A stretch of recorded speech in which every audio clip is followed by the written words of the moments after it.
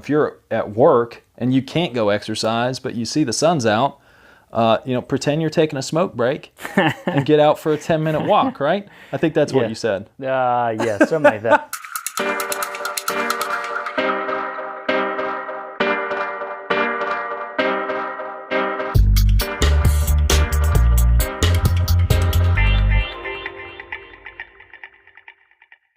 Welcome, everyone, to another episode of Coaches on Couches. Being slouches.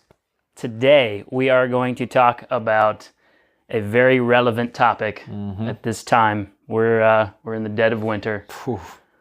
So we're going to talk about how to beat the winter blues today. They're real. The winter blues are real. Absolutely. I am Coach Dale Sanford. And I am Coach Brian Funston. We are the co-founders of BPC Performance Coaching, where we specialize in helping time-crunched athletes optimize their busy schedules so they can maximize their athletic performance. Every BPC coach is trained in our 5 pillars coaching system and has been developed over the last decade through our work with athletes of all ages and ability levels, from off the couch, not this particular couch, Not this couch, to the World Championship competitor. You can find us at buildpeakcompete.com. Check Facebook and YouTube at buildpeakcompete, or you can check us on Instagram and Twitter at BPC Performance. all up on that Insta. We had to start adding in this this little intro. Dale did not read that. That was from memory. Yeah, That was not scripted. The podcast powers say you need to actually tell people who you are and what you do. I don't believe it. No, I'm not believing it. neither. Weigh in for us. But first, shout outs. shout outs. Shout them out. All right. Today's shout out. Our first shout out today is our buddy William Hennessey. Boom. We've been working with William for a little while now, and he was the 25K champion at the Sillamore trail race this past weekend, and it was nasty. Yeah, it was chilly. It includes river crossings. Yeah, you cross the creek, Sillamore Creek, within the first 3/4 of a mile or so. See, so I'm from New Mexico originally, so that's a river. That's actually mightier than the Rio Grande most of the time. What they have to cross. When you actually have to cross it, I think it was about waist deep. It was decently high. It was threatening to be much deeper, but I think the water died down. The creek height died down a little bit. I think we call that a multi-sport event, right? Yeah. A little swim run? A little swim run. What you got, Funston? Aqua run? I've got a non-shout out. Shout at. Oh, wait, sorry. We got one more. Crosswinds Classic. Oh, yeah. First race of the season for us, anyway. First race for, Dale and I. We're going to be heading over to Little Rock. And that's a race we've done, since? It's had to be the last... long time. 6-8 years. And it is hit or miss. This is one of those. We'll probably dive into this in one of our Coaches on Couches, but... it's called Crosswinds, super flat course, but it's one of those where if that wind's howling, it can be devastating, and I think it can just get blown to pieces if the weather's calm and warm. It's snowed before, there's been some horrible days, but then there's been some 60-degree no wind days. So I've raced in tights and I've raced in short sleeves and shorts. It's just a weird time of year. Yeah, tights and the big ski gloves to stay warm. So it can go either way. We got our shout at instead of a shout out, right? Ats. Yeah, sometimes you got to throw a shout at. Which is fitting. What is it, Dale? It's the weather. It's weather. Killing us, man. If there's anything that makes an endurance athlete want to jump off a cliff, it's forcing them to be inside every day of the week. Because the last few days it's been under 40 or at 40 and raining. Yes. And if it's not raining, it's gray as can be and cold. Yeah. And the roads are wet, and that's not a huge reason not to ride or run or whatever outside, but it's just nasty. And it starts to it just starts to wear on you. Yeah. There's probably people in the frozen tundra that are like, what? What are you guys whining about? Yeah. I just checked your weather. It's 45 degrees there. Well, yeah. When we used to, or when we worked with Bennett, Isabella up in Minnesota, Bennett would run in anything. He would run in sub-freezing temperatures and like have to run with the little spikes on his shoes, and he'd finish with icicles in his eyelashes and his face, and we're pretty sure the whole reason was just to get the picture afterwards, right? Yeah, well, Bennett is a dedicated, and he loves to run. So I don't think anything was going to stop him. But so we'll just kind of dive into it today. So that's our problem. That's what we're going to be dealing with here today. And the reason, Dale and I were kind of talking about this late last week. It actually started a couple weeks ago when we had a nice weekend, and it was sunny. It was like 65 degrees. And just the comments we were receiving from our athletes after workouts was like, oh man, that's the best I felt. Such a nice weekend. I mean, we're seeing like new bests that are being hit. You could just feel like a level of enthusiasm step up, and it was because of the sunshine and warmth. Yeah, we got one weekend where both days were really nice. Like even got up almost to 70. And people were like, I haven't seen them that excited about their training or happy. Like, it wasn't even the fact that they like hit a new best or anything like that. It was just the fact that their training was awesome, and most of them like didn't even mention the weather. That was the thing. Like, that's right. Yeah, like they didn't even mention the fact that the weather was better. It was just all about their training was just better. Like I felt so good. Like it was a great day. Yada yada. I mean, but I was the one who threw in, but the weather was awesome. Exactly, yeah. So it's easy, and that weekend was an anomaly. So what we've been having is, I know my last two long rides, the feels like temperature has been, 14 one day degrees, and I think last Saturday it was like 22 or 24 degrees or something. Yep. And that's Fahrenheit, in case you're not on the Fahrenheit system. I'm pretty sure that's like negative 300 Kelvin or something like that. Kelvins. But yeah, going Kelvins. So a lot of people have been forced indoors. Yeah. So either due to really cold, some people, we've got some athletes who, when it gets that cold, being safe out on a bike is something that just doesn't happen. Yep. When blood flow is restricted, hands get so cold that you can't operate, for people that are cyclists or triathletes, operate your shifters, your brakes. It forces you indoors. Yeah, quality, even like for runners and, for runners, quality outdoors, once it gets to be like close to freezing down there, like it's very hard you have to do a really exceptionally long warm up to get to the point where you feel good about doing like quality efforts. Like high intensity stuff. Oh, so exactly. I mean the weather, it's for some people they would go outside and do it in the gray and the cold, but they're just not going to get the quality, so they defer inside so they can get the quality, but it still weighs on them.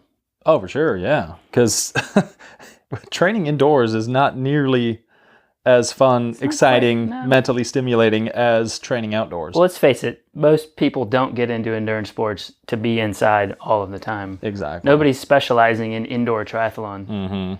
Yeah, so what we have here, we got people, ourselves included, who have been forced indoors. We're being forced onto the trainer, the treadmill. Swimmers are obviously used to spending time indoors. So, but we want to talk about, okay, so what are some tips that can kind of help you beat these winter blues?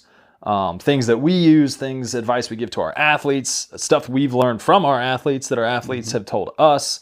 So that's our goal today, is to kind of run through some tips that we have, things that we do to hopefully help you kick this last bit of winter, stay mentally okay, and come into spring and into summer with some good fitness and motivation, up at a higher level. Yeah, I mean, the last little part to this is that for a lot of people, like goal races are way off. Like, especially for triathletes, your goal race, what if you've set them, you're probably at the earliest looking at May, Yeah. for a goal race. So, you're still several months off, and that weighs on you. Like, well, I still have tons of time. Why am I, gonna, be so committed to indoor training when I could just wait till it gets warmer? Exactly. And this is also a time of year that most people are kind of in that base building style phase, so most of your efforts aren't, super high intensity. You're not getting a huge variety in efforts. Yeah. So it's like it's almost like you're just pressing rewind, play. It's always, you feel like you're always doing sort of the same thing. Yeah.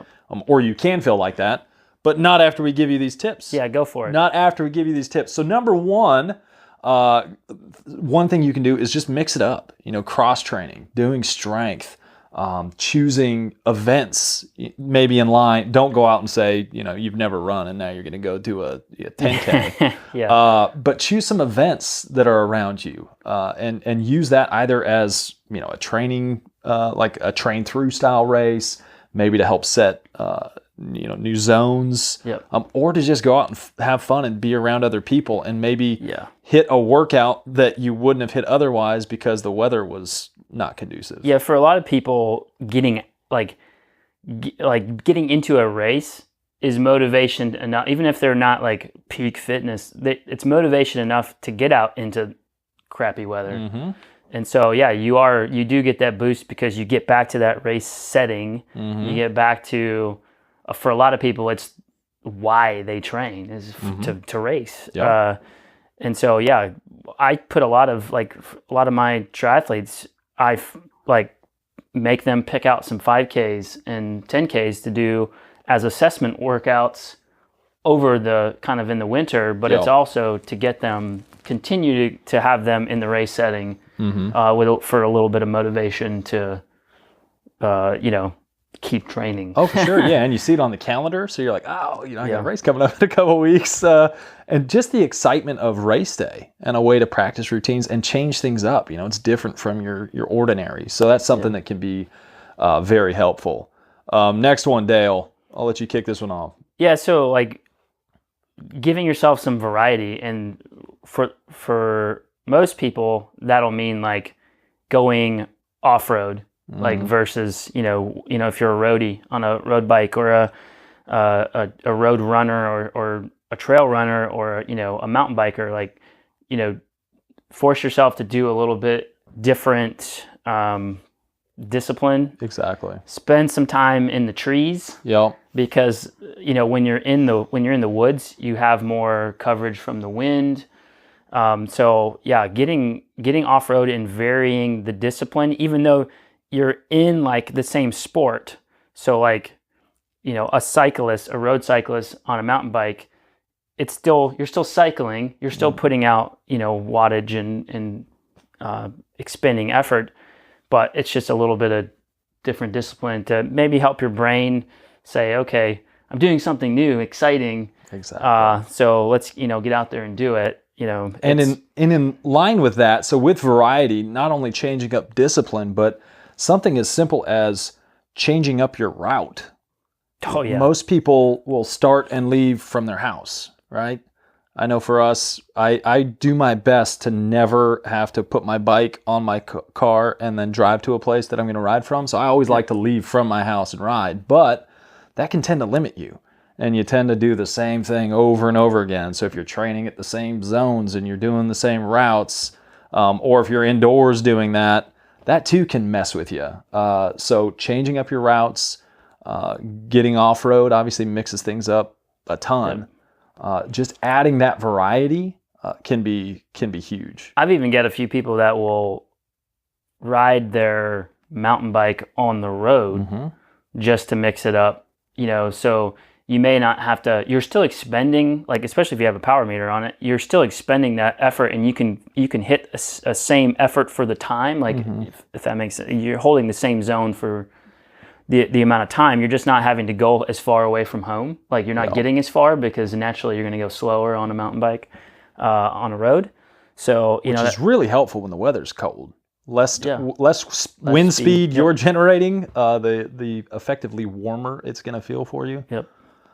Yeah, we had a ride, a team ride a couple weeks ago or I left the house with the wrong gloves. I thought it was going to be warmer in the morning, and I knew it was going to warm up enough, but I put the wrong gloves on, and I was trying to get like an hour in before the team ride, and at one point I refused to go over 15 miles an hour because my hands were so cold that like I had to limit the speed just to not freeze. I actually stopped on the side of the road and got plastic bags from Did you? Yeah, people had thrown out the window.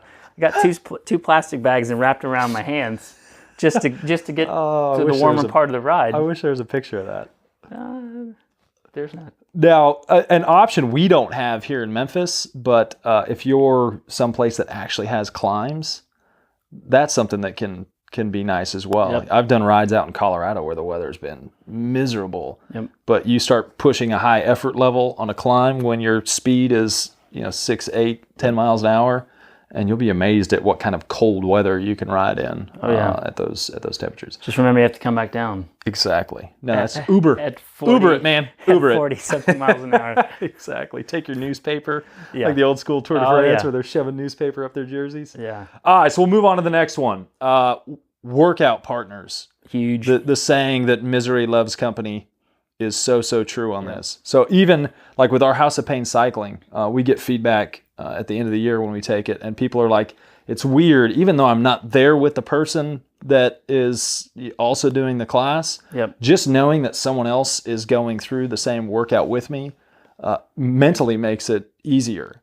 And then you level that up when you actually have a person there with you. Yep. And then if you're getting outdoors, you have that extra layer of accountability.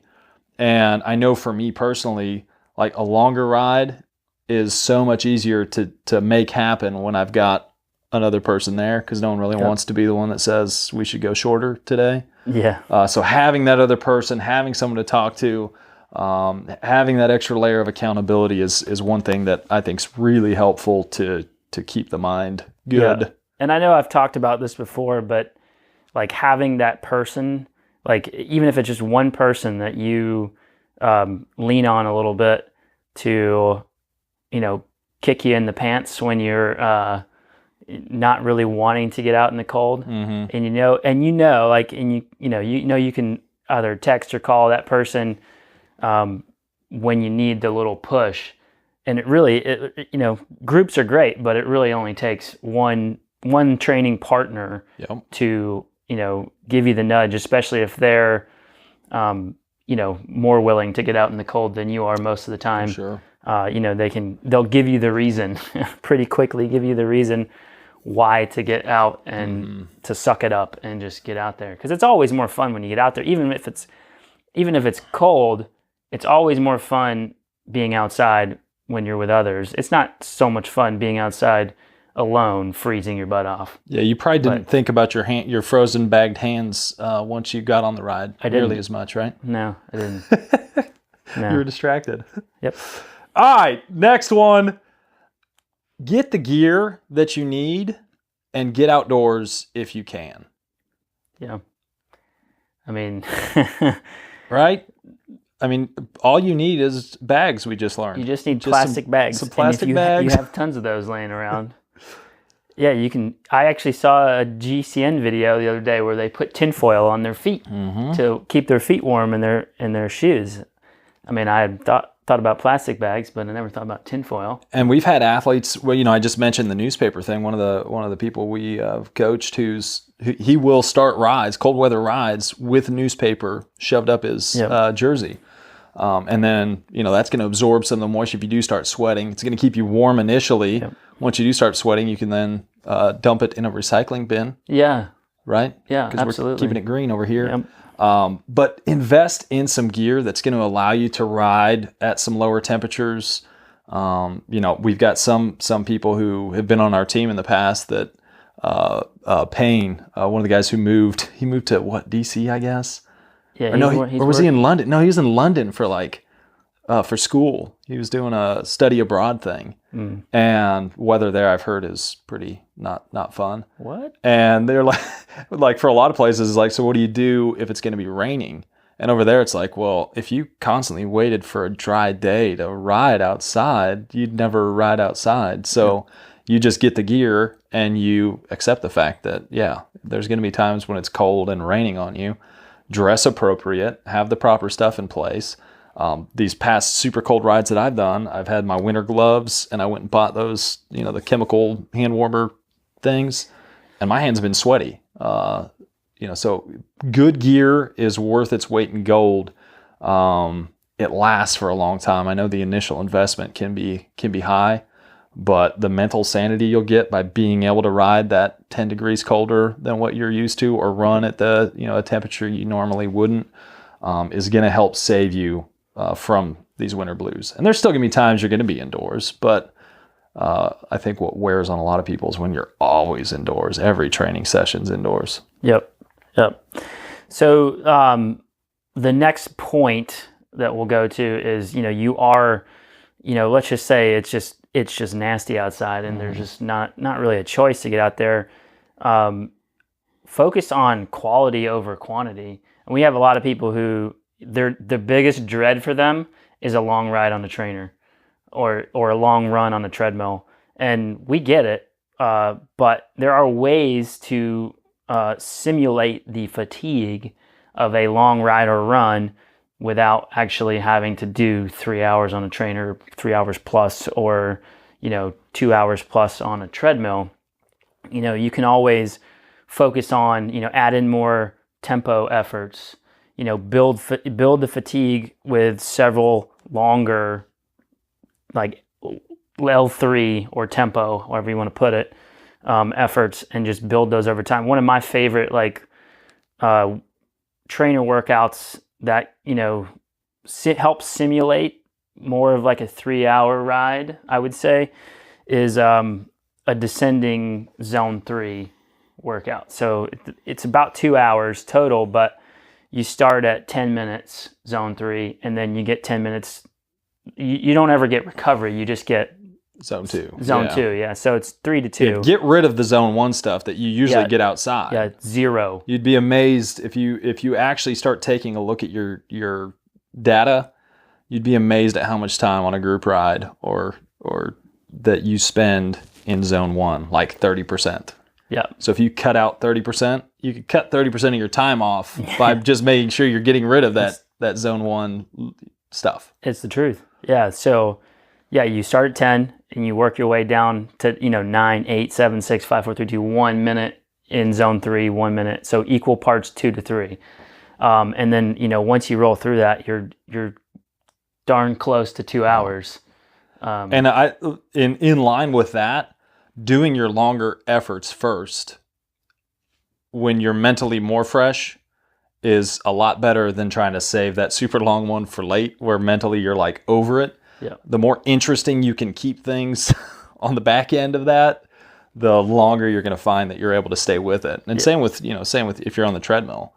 Yeah. Anytime that I've done, because when I did the walking tall Big Hill Pond 50K, I had to train on the treadmill quite a bit just because we got a lot of rain. The trails were kind of trashed a lot, and I'm afraid of the trail Nazis knocking on my door. But also, it was just a family thing, like just trying not to be gone for hours on end, and what I just worked out. So whenever I needed to do a really long treadmill run, I would do varying hill work, and then also just I would run probably on the harder end of easy, like always try to run like my easy pace. I'd go on the hard end of that just to ideally you're still recovering, but you're still putting some stress in. You get the mileage in quicker, and then you throw in some hill work and stuff like that, and it goes by a whole lot quicker, So. Definitely. Yeah, so quality over quantity if needed. If you're someone who can't stand, pushing out longer distance, just focus on the quality effort. Drive up your training stress by really, decreasing your recovery time, increasing that quality time, and that's going to still give you a good training benefit with hopefully allowing you to save your mind a little bit. And in line with that, shorter intervals. So if you're really in a spot where you're like, I don't want to, do shorter intervals. You may not have the mental capacity or the motivation to knock out a 30-minute block, but get on there and say, okay, I'm going to do 60 seconds on, 60 seconds off. And you'll be very surprised. Just keep telling yourself, I'm going to get through one more round of 60 on, 60 off, or 45 on, 15 off. But have that quality, have your recovery, and it's pretty amazing how if you're watching those quick intervals tick over, how quickly the time passes versus doing a 30-minute effort where you feel like you're 25 minutes into it and you look down and you're like, oh, it's 10 minutes in. So that's something I'll do on days where my motivation may not be super high and I don't want to hop on the trainer. I'm like, okay, well, ideally I should be doing a 30-minute block, but instead I'm going to push my effort a little bit harder and I'm going to do 60 seconds on, 60 seconds off. Or manipulate it in some fashion like that. And that's going to allow you to get through a workout and still get some good quality, but also help you pass the time quicker. Yeah, breaking it into small chunks like that is huge. Like the 60-second on and off, that's like one of my go-tos. If I'm not, like if I know I really need to be doing maybe some like 10, 20-minute intervals, but I may be short on time or low on motivation, I'll go and defer to, one on, one off and crank it up to threshold or above, and basically go one on, one off until my legs are really not having it. Yeah. And then I'll spin out the rest of the time as long as I can stand it, basically. Yeah, and then you can even say, okay, well, now I'm going to do 30s. Like I'm going to even shorten the time even more. Yep. Like that's a way you can play with it and add those. If you do have a long ride or a long effort you're supposed to be doing, add longer recovery, and as soon as you get bored of being at that effort, then start mixing up the variety, playing around for cyclists, playing around with cadence, playing around with standing versus seated. All of that can make it go quicker. But it's just when you're staying locked into one zone, one effort, worst thing you can cadence, one body position, one anything is gonna make it's. I think it's actually proven to slow time. It is. Yeah. And also implode your brain. And implode the brain. Yeah. All right. I think we covered that one sufficiently. So this next point is really this is how I get through like pretty much all of my long indoor workouts. Mm-hmm. And it's just having having good movies or videos or like old races or podcasts like this one, maybe. Shameless plug. Shameless plug. Is there a shameless plug? There is. It's still here. Bang. Shameless plug.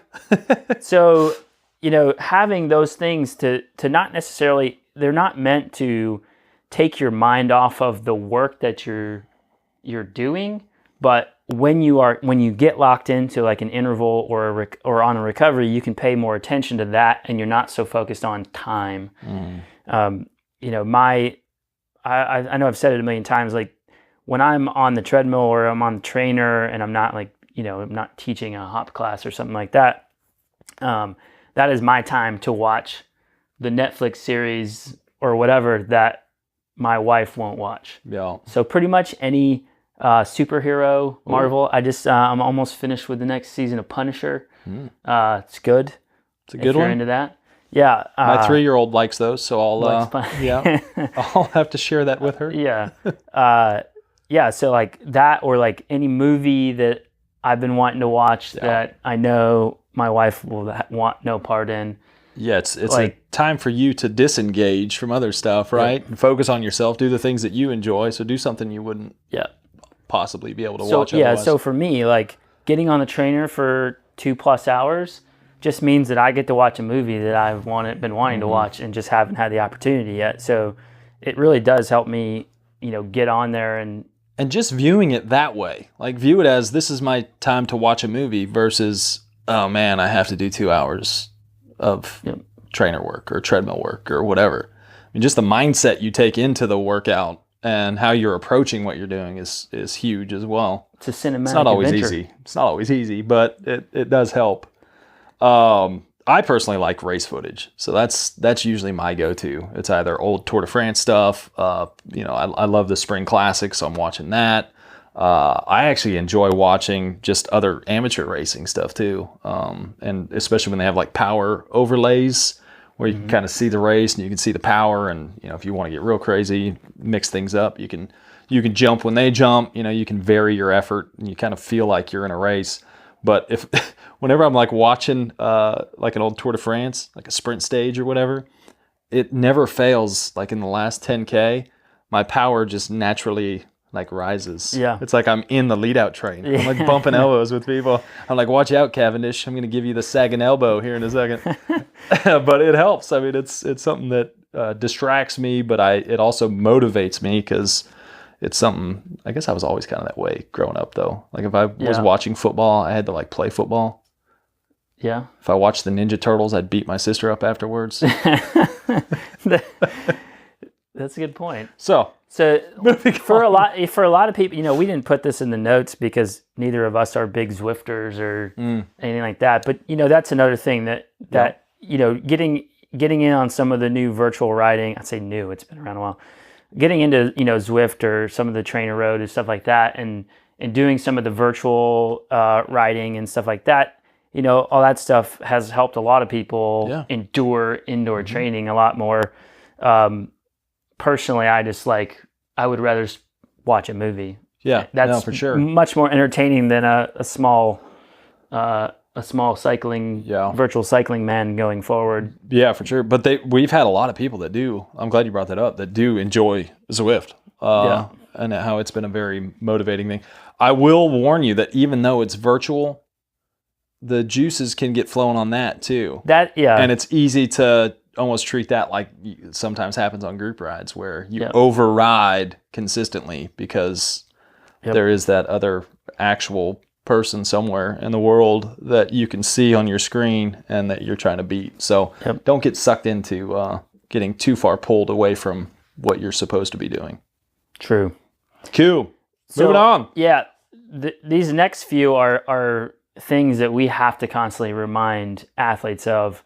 And one of them is like, don't beat yourself up if you're just less motivated to do stuff indoors, but just make sure, and this is our big C word coming in here, just make sure that you are staying consistent because something is always better than nothing.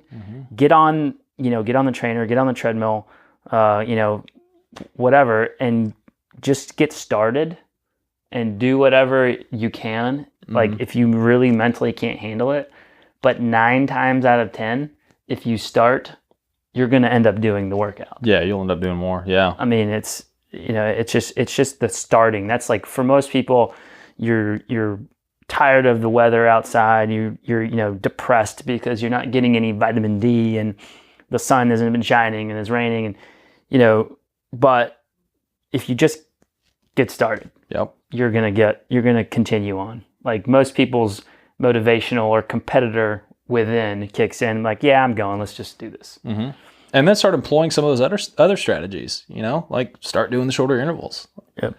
Use things to kind of help you push yourself a little longer in your workout if if you aren't motivated to do it. Next thing, become a weather person and know when there's going to be sunshine, when there's not, when it's going to be dry, when it's going to be rainy. And if that means you say you're at work, this is one of the things you suggested, if you're at work and you can't go exercise, but you see the sun's out, pretend you're taking a smoke break and get out for a 10-minute walk, right? I think that's what you said. Yeah, something like that. Yeah. But get outside, take advantage of it. With one of my clients this morning, early morning, we actually saw the sun came up and it was like, what is that glowing orb off in the distance there? I hadn't seen my shadow in multiple days now. Wow. And then when I went to my next client, the first thing she's like, oh my gosh, the sun is out. How nice is it? And it's like, you don't realize how big of an impact sunshine can have on you and your mood. So take advantage of it. If you see it out, just, like I said, go, or like you said, go take a break, go for a short walk. Like, even if you're in like an office complex, walk around the office, not inside, walk around the building, take a lap, and just absorb some of that sunshine. And you would be surprised how much that improves your mood and also your later motivation. Even if the sun goes away later in the day, like what we get a lot, you get 5 minutes of sunshine and then it's gray again. But it'll improve your mood and help your motivation for later in the day if you just get out and get it when you can. And luckily, the other we thing, have a few weathermen shout out on the Scott McNeil, shout out our buddy Scott McNeil, the weatherman, the meteorologist. Yeah, we got a get couple of technical those with in it. our pocket that Yeah, it's always send nice. out those nice weekly emails on the weather. In line with that, don't be afraid, if you are someone who maybe has a coach or you have a training program that you've designed or someone else has designed for you, don't be afraid to manipulate it a little bit in order to take advantage of, what may be an outdoor training session versus an indoor. So, for example, if, say Friday is a strength training day for you, but the sun is going to be out and it's going to be 70 degrees, swap that, see where you can kind of move that around. Maybe do your strength on a Thursday instead. Like, how can you do some small tweaks to your program to not mess things up? I mean, you don't want to be stacking all your bikes into one, 8-day or 4-day span or whatever. But can you move things around so that you can take advantage of outdoor riding versus, being stuck indoors? And if so, do so. Yeah, I mean,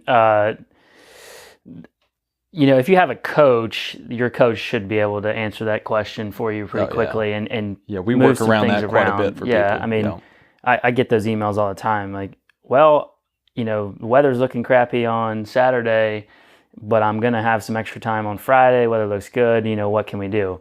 Then we can move some things around. Yeah. But if you're watching the weather, you have that opportunity to make some swaps early on and set yourself up to get more of that outdoor time, sunshine time, and really improve your overall motivation, like a lot. Exactly. Oh, for sure. And remember that the weather isn't always right. Yeah. So plan accordingly. If you do out and it looks like it's supposed to be nice, but it's been really crappy, be prepared for crappy to come while you're out and exercising. So have that backup plan available in case the bottom drops out. Yeah. All right, we are on to our last one. We actually missed a very important one. Oh, we did miss one. We missed a very important one.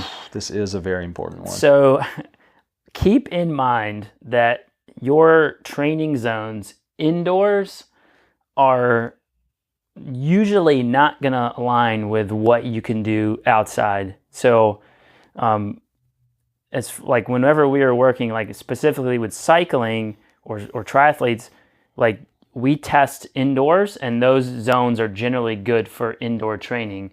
Once we kind of figure out what the gap is between indoor and outdoor, we can shift those for both.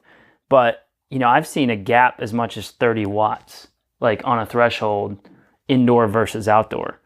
So just know, like if you jump into indoor training and you don't know why you can never hit your goals, it's probably because you just can't push as hard indoors. I mean, I had people email me last week, like, I just can't get my heart rate as high on the trainer. Yep. I'm like, that's normal.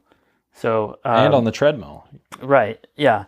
Yeah. I mean, and generally, personally, I don't run as fast, like perceived exertion at the same pace. I mean, and it depends on the treadmill and how it's calibrated and all that stuff. And this is also person specific, but on the whole, we have found that most people do not. I don't run, my easy pace is not as fast on the treadmill as it is outside. So, just know that there's going to be some skewing of the zones indoor versus out. And it only takes a little bit of, looking at your trends of indoor versus outdoor training. And paying attention to perceived effort. Right. To figure out what the gap is. Yep. And you can adjust your expectations. Exactly. That way. And the big reason why that has and can affect people is it can be morally defeating to not be able to hold a zone. So now you feel like you're getting weaker and you don't feel like you're getting the duration that you normally would. So now you feel like you're not getting the volume, you're not getting the intensity. Yep. I'm losing fitness. What's going on? Well, and it's, it can, if you're somebody who goes on power and looks at TSS, you're not going to get the same TSS score, which for those that don't know what that is, that's called a training stress score. Yep. So intensity and duration. It's a measurement of how stressful, how much stress that workout put on your body.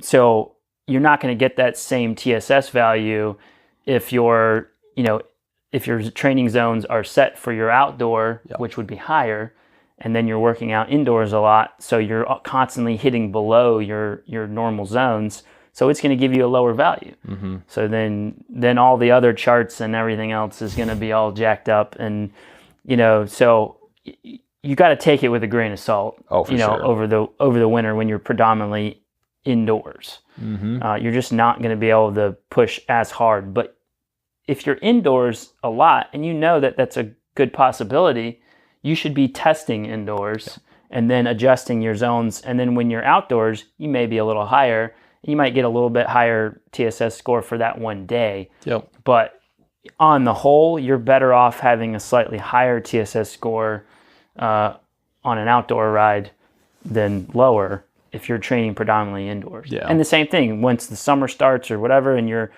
outdoors more, then you need to test outdoors and then realign your zones with outdoor, because you're not going to train indoor as much. Yep. And so when you're indoor, you get a little bit lower TSS score for that day, and no big deal. And we tell people a lot, when you don't stress quite as much about, what is your power doing, your pace doing, whatever. Yeah. How are you improving relative to other people that you usually ride with? Because you're not going to push the same speed. Like the cold day that we had, my perceived effort last Saturday on the ride was a lot higher relative to the average speed, which I know, a lot of beginners are so concerned with average speed, which we usually don't pay any attention to. But even at power levels, like perceived effort was higher. Your body's working hard to try to stay warm. Things aren't moving as easily as they normally do. The air is denser, so don't get psyched out by any one metric. and instead, how over time, how are you improving relative to the people that you're training with? Don't beat yourself up if things aren't progressing quite like you want them to. It's like weight loss. Don't go by the scale. Mm-hmm. How do you feel? Exactly. You can, are your pants getting a little looser? Mm-hmm. Well, do you feel like you're pushing a bigger gear? Regardless of what the wattage says, then good. I mean, just go on that. Last bit. Now we're on the last one. Yeah, we are. Know that, maybe we should have started this one. We probably should have started here. Know that you are not alone in this. So us as coaches, we've been going through it. Our athletes, multiple athletes are going through it. People that I've once thought were unbreakable on the trainer. I actually just got comments from one who he did, for those that are up on training stress, he had over 700 TSS that he hit last week, which is a big week for a lot of people. Yep. All done indoors on a trainer. That's huge for indoor. That's a big indoor load. And the comment was, that mentally took a toll on me. Yeah. By the end of that Sunday after spending. It's literally every year we have this conversation, and we've been doing this 10 years, and every year it's the same cycle. People are forced indoors. Their mood, it's almost like you're talking people off the off the ledge, constantly. That's what you spend the most of your time doing, and then all of a sudden you get peaks of sunshine and everybody's great. And it's just. It never fails. So just know it's coming. It's coming. And prepare for it. You're not alone. And, use some of the tips that we've thrown in there, previously to, defeat the enemy. Mm-hmm. And this is one thing when the little outdoors presentation I did a couple weeks ago, it's just, instead of getting so caught up in either you not doing as much as you want or improving as much as you want, the thing I kind of left people with there was just strive to be a slightly better than you were before, or do a little bit more than maybe you would have done otherwise. So just focus on, it may not be the best thing you could do, but just do that a little bit better than maybe version 1.0 of you would have done. You're now version 2.0. You could be 1.1. 1.1. All right. So what are your tips? Shoot us your tips. What do we miss? Comment if you're on Facebook. Comment. Leave us a message. If you're on iTunes and you're listening to the podcast, leave us a review and put your comments in the review. Mm-hmm. And one thing, if you are listening on the podcast that you were not able to see, is Dale's actually in jeans. I am in jeans, yeah. Which, but in that's my like business formal in for my our defense, line of work. In my defense, because I knew you would bring this up, I've already prepared a defense. These are stretchy jeans. Those are the pajama jeans? These are stretchy jeans. And you can do just about, I could go for a run in these and be totally cool. Secondary video coming up here in a second. Dale's going to go through a low body workout in his pajama pants. Yeah, pajama jeans. We've taken enough of your time today. All right, guys. Thanks for hanging out, and we'll catch you next time. Adios. Amigos and amigas.